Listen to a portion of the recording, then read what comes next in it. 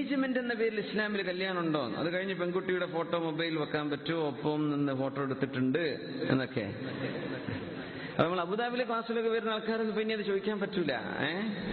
അല്ലേ? നിങ്ങൾക്ക് മനസ്സിലായല്ലോ. എൻഗേജ്മെന്റ് എന്ന് പറഞ്ഞ സംഗതി അഖദ് നിക്കാഹ് നടന്നിട്ടില്ലെങ്കിൽ നിക്കാഹ് എന്ന് പെണ്ണിന്റെ രക്ഷിതാവ്, പെണ്ണിന്റെ വലി എന്ന് പറഞ്ഞ പെണ്ണിന്റെ രക്ഷിതാവ് അത് ചെയ്തു തരാത്ത കാലത്തോളം ആ പെണ്ണിനെ വരനായിട്ടില്ലല്ലോ, പ്രതിശ്രുത വരന് കാണലോ സംസാരിക്കലോ ഒന്നും അനുവദിക്കപ്പെടുകയില്ല. ഫോട്ടോ എടുക്കാൻ നിൽക്കും വേണ്ട, നിങ്ങൾ അവർക്ക് ചാറ്റിങ്ങോ ഒന്നും നടത്തണ്ട, അതിനൊന്നും സമയമായിട്ടില്ല. കാരണം അഖദേ ആയിട്ടുള്ളൂ. വേണമെങ്കിൽ നിങ്ങൾക്ക് പിന്മാറാം, അവർക്ക് പിന്മാറാം. നിക്കാഹായി കഴിഞ്ഞാലേ പിന്നെ അത് വൈവാഹിക ബന്ധത്തിലേക്ക് പ്രവേശിക്കുന്നുള്ളൂ.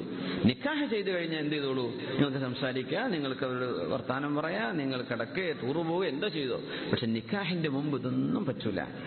അതെന്ത് ചെയ്യണം? വീട്ടുകാരും മനസ്സിലാക്കണം, പുതിയാപ്പിളയും പെണ്ണും മനസ്സിലാക്കണം. നാട്ടിൽ അങ്ങനെ ഒരു വിഷയം ഉണ്ടായി. എന്റെ ഒരു സുഹൃത്ത് അങ്ങനെ കല്യാണം കഴിച്ചിട്ട് നിശ്ചയിച്ചിട്ടിട്ട് നിക്കാഹ് നടക്കാതെ ഒരു വർഷം നിന്നിട്ട് ആ ഒരു വർഷത്തിനിടക്ക് അവർ സംസാരിച്ചില്ല. ആ ചെറുപ്പക്കാരൻ നല്ലൊരു ദീനിയായ ചെറുപ്പക്കാരനാ. അപ്പൊ എന്തോ ഒരു പ്രശ്നങ്ങളൊക്കെ ഉണ്ടായതാലും അവർ പിരിയാൻ വേണ്ടി നിൽക്കുകയാണ്. അപ്പൊ ആ സമയത്ത് ചർച്ച നടക്കുന്ന സമയത്ത് പിന്നെ നിക്കാഹ് കഴിഞ്ഞു. അപ്പൊ ആ പെണ്ണ് ഇയാളോട് പറയാണ് പോലെ, സാധാരണ ഭർത്താക്കന്മാരൊക്കെ എൻഗേജ്മെന്റ് കഴിഞ്ഞാൽ വിളിക്കാറുണ്ട്, നിങ്ങൾ എന്നോട് ഒരു ഫോൺ വിളി പോലും ചെയ്തിട്ടില്ലല്ലോ. അതിന്റെ അരിശം തീർക്കലാണ് അവളെ ലക്ഷ്യം. പറഞ്ഞു, പെൺകുട്ടി അത് പറ്റാത്തത് കൊണ്ടാണ്. എന്നാലും നിങ്ങളോട് അന്ന് എന്നോട് സംസാരിച്ചിരുന്നെങ്കിൽ എന്റെ ഇഷ്ടാനിഷ്ടങ്ങളൊക്കെ എന്ന് അന്ന് പറയാമായിരുന്നു. എന്നാ പിന്നെ ഈ നിക്കാഹ് കഴിഞ്ഞിട്ട് പിരിയേണ്ട അവസ്ഥ ഉണ്ടാകുമായിരുന്നില്ലല്ലോ. അത് ഒരു എക്സ്ക്യൂസേ പറയാൻ പാടില്ല. അങ്ങനെ അതൊക്കെ വിവാഹം നിശ്ചയിച്ച് നിക്കാഹ് നടക്കുന്ന സമയത്ത്, നിക്കാഹിന്റെ സമയമാകുമ്പോഴേക്കും അതൊക്കെ അവരുടെ വീട്ടുകാരിൽ നിന്ന് നിങ്ങളുടെ പെങ്ങന്മാരോ നിങ്ങളുടെ ഉമ്മയോ നിങ്ങളുടെ ഇളാമയോ നിങ്ങളുടെ ബന്ധുക്കളോ ചെന്ന് ആ വിഷയം അന്വേഷിച്ച് പഠിക്കുക. അത്രേ പറ്റുള്ളൂ. അങ്ങനെ എൻഗേജ്മെന്റ് കഴിഞ്ഞ ഭാര്യ ഭർത്താക്കന്മാരുടെ ഇടയിൽ വജഅല ബൈനകും മവദ്ദതൻ വറഹ്മ, അല്ലാഹു റഹ്മത്തും കാരുണ്യവും വെച്ചിരിക്കുന്നു എന്ന് പറഞ്ഞ അത് വമിൻ ആയാതിഹി, അല്ലാഹുവിന്റെ വലിയ ദൃഷ്ടാന്തങ്ങളിൽപ്പെട്ടതാണ്.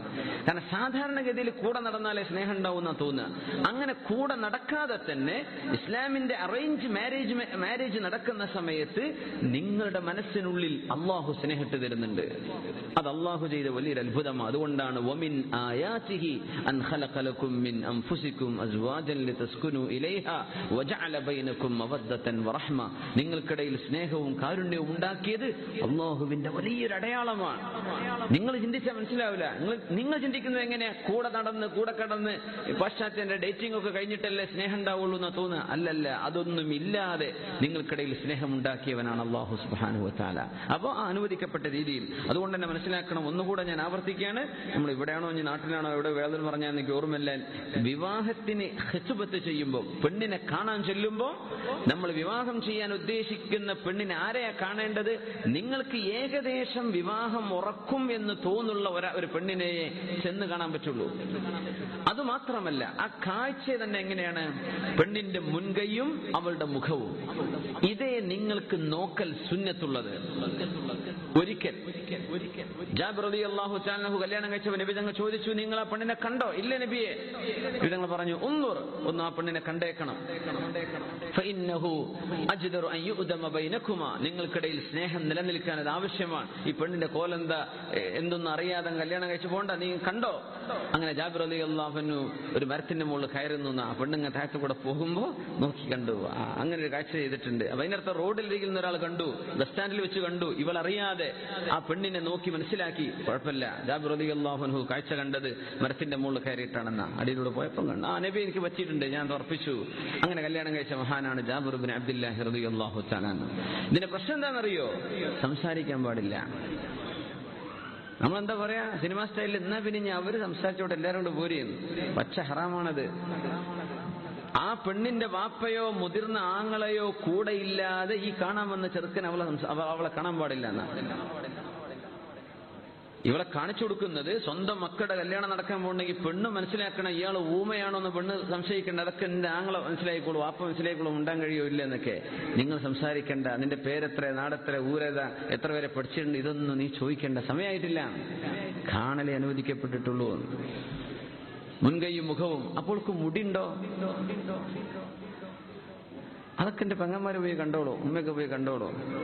മുഖവും മുൻകൈയും കണ്ട ഒരാൾക്കൊരു പെണ്ണിന്റെ ശാരീരിക സൗന്ദര്യം മനസ്സിലാവുന്ന, മുഖം കണ്ടാൽ അവളുടെ സൗന്ദര്യം മനസ്സിലായി, അവളുടെ കൈ അതിന്റെ ലൊഹറും ബത്തുനും കാണാം, അകവും പുറവും. പെണ്ണ് നിന്ന് വർത്താനം നിൽക്കുന്ന സമയം, കാണാൻ നിൽക്കുന്ന സമയമാണ്. അവൾ എന്ത് ചെയ്യാൻ വേണമെങ്കിൽ കാണിച്ചു കൊടുത്തോട്ടെ, അവൾക്ക് പറ്റുമെങ്കിൽ.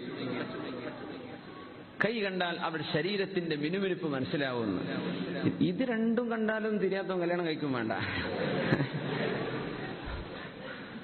ഇത്രയേ പാടുള്ളൂ എന്നാ. അത് നമ്മൾ മനസ്സിലാക്കണം. പുതിയാപ്പിള മനസ്സിലാക്കണം. ആ പെരക്കാര് വല്ലാത്തൊരു ഭീകര ജീവികളാ, ഒന്ന് മിണ്ടാൻ പോലും അനുവദിച്ചില്ല. അതൊന്നും പറയണ്ട, അള്ളാഹു ഇങ്ങനെ അനുവദിച്ചിട്ടുള്ളൂ. ഞാൻ അതുകൊണ്ട് അങ്ങനെ അത് പെണ്ണ് മനസ്സിലാക്കുക, വീട്ടുകാരും അറിയാം, ചെറുക്കന്റെ വീട്ടുകാരും എല്ലാവരും. നിശ്ചയിച്ചു കഴിഞ്ഞാൽ മൊബൈൽ ഫോണും കൊടുത്തു പോകണ്ട. നിക്കാഹ് ചെയ്താൽ നിങ്ങൾ മൊബൈൽ കൊടുക്കുക, എങ്ങോട്ട് കൊണ്ടുവരെ, അങ്ങോട്ട് കൊണ്ടുപോയി, എന്താ ചെയ്തോ കുഴപ്പമില്ല. നിക്കാഹ് വരെ കാത്തിരിക്കണം. അതിനൊന്നും ക്ഷമല്ലാത്തൊരു നിക്കാഹ് ചെയ്ത് കൊണ്ടുപോയിക്കോളൂ. അപ്പോ നിശ്ചയം എന്ന് പറഞ്ഞൊരു സംഗതി എന്തില്ല, നമുക്ക് സംസാരിക്കാനോ കാണാനോ ഒന്നും അനുവദിക്കപ്പെടുന്നില്ല.